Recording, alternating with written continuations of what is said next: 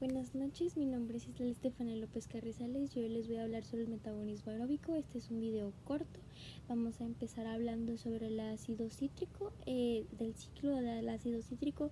Esto ocurre principalmente en la matriz mitocondrial, en los órganos como lo son el hígado, músculo y corazón. Inicia en acetil-CoA y como sustrato y termina generando CO2, NDH2, FADH2 y GTP. Sus enzimas claves son el citrato sintasa, isocitrato deshidrogenasa y alfa-cerulturato deshidrogenasa, y requiere vitaminas como lo son el complejo B y todo el grupo B, que es B1, B2, B3, B5, además de magnesio y manganesio.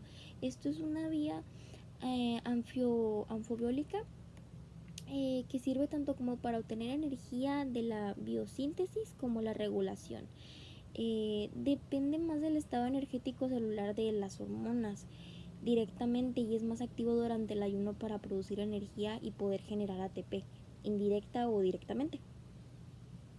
Continuamos con la fosforilación oxidativa. Esta ocurre en la membrana mitocondrial interna, en tejidos muy activos. Utiliza este gradiente de protones para formar ATP a través de la ATP sintasa, siendo una vía catabólica que se mantiene activa en ambos estados.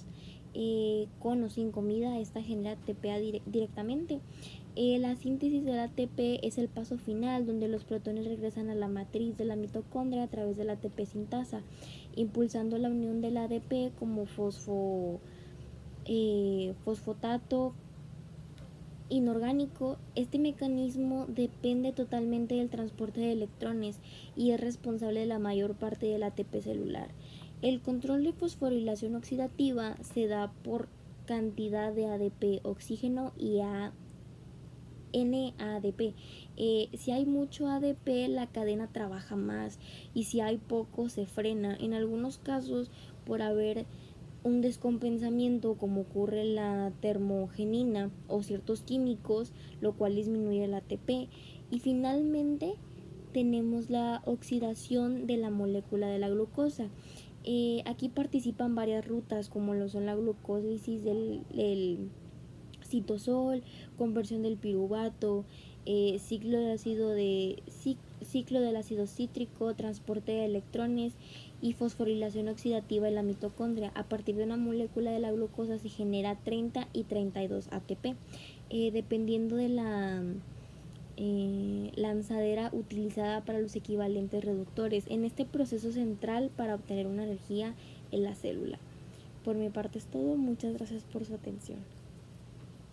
Continuamos con la fosforilación oxidativa. Esta ocurre en la membrana mitocondrial interna, en tejidos muy activos. Utiliza este gradiente de protones para formar ATP a través de la ATP sintasa, siendo una vía catabólica que se mantiene activa en ambos estados. Con o sin comida, esta genera ATP directamente.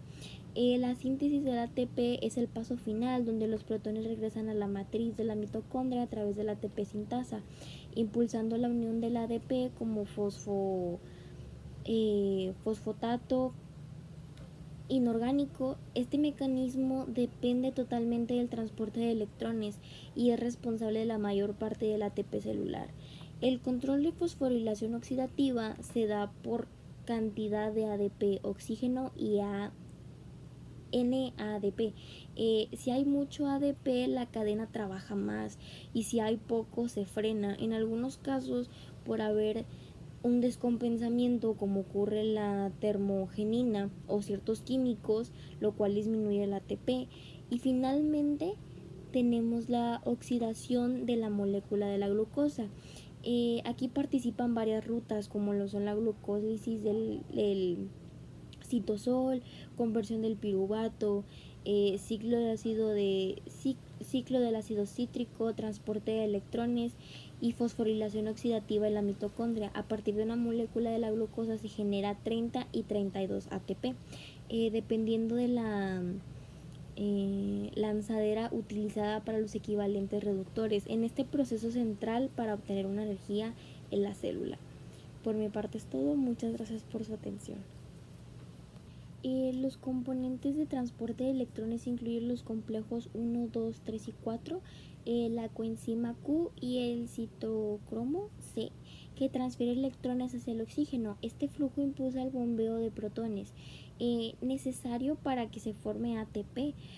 Así que aunque sea una vía que no produce directamente, es clave para que genere ATP.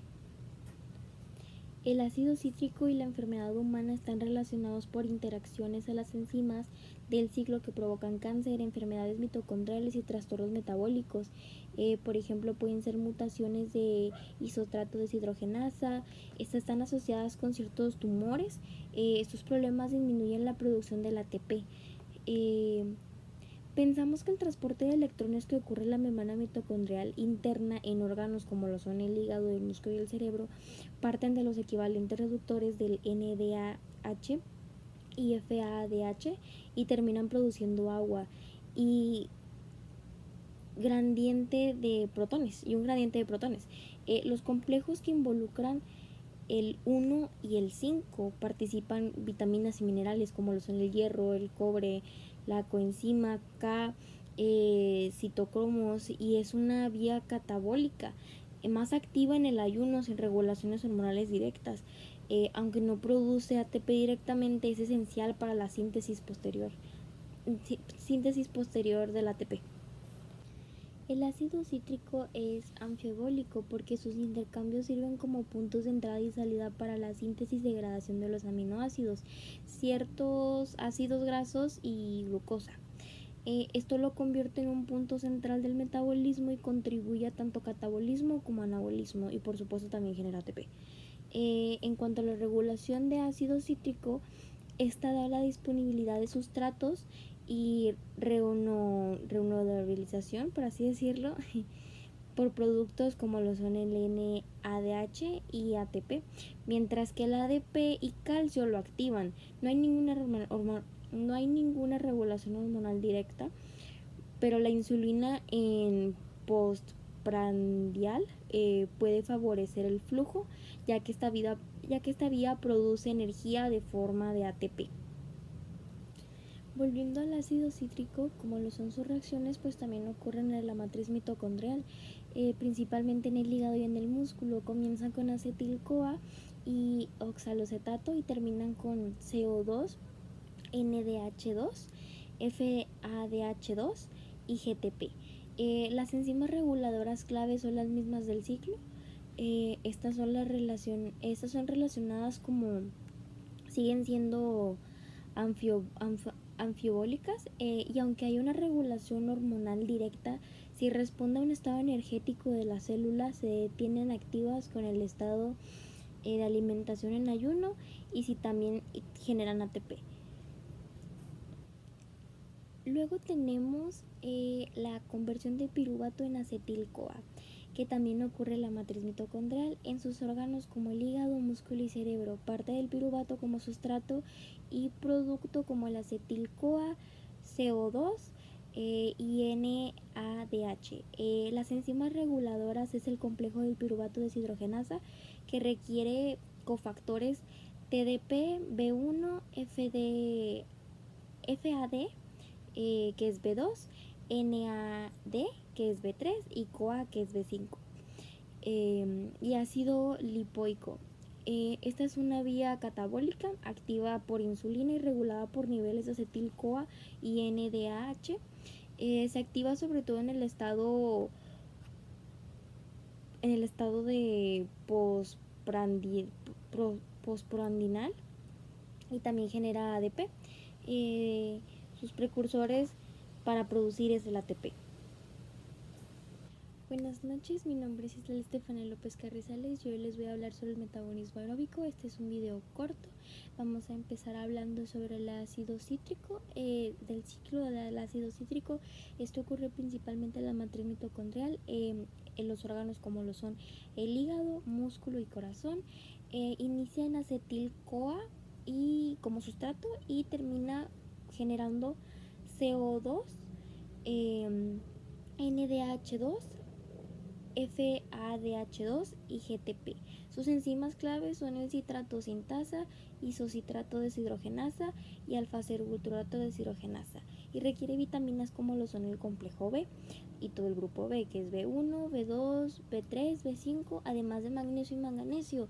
Esto es una vía anfiobiólica que sirve tanto como para obtener energía de la biosíntesis como la regulación. Depende más del estado energético celular de las hormonas directamente, y es más activo durante el ayuno para producir energía y poder generar ATP, indirecta o directamente.